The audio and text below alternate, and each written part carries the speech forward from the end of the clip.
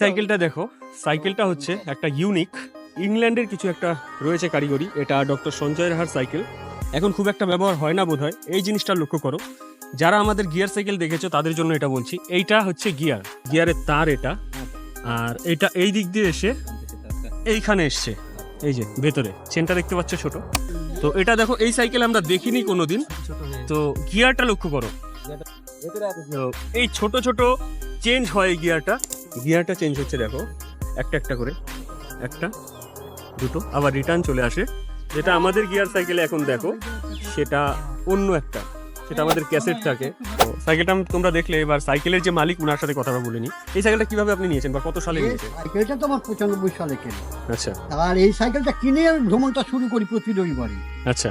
তো এই গিয়ারটা আমাকে বছর 10-12 আগে আমার এক বন্ধু সে এনে দেয়। কোথা থেকে কিনেছে আমি বলতে পারবো না। এটা ইংল্যান্ডের থেকে, এটা গায়ে লেখাও ছিল ইংল্যান্ডের।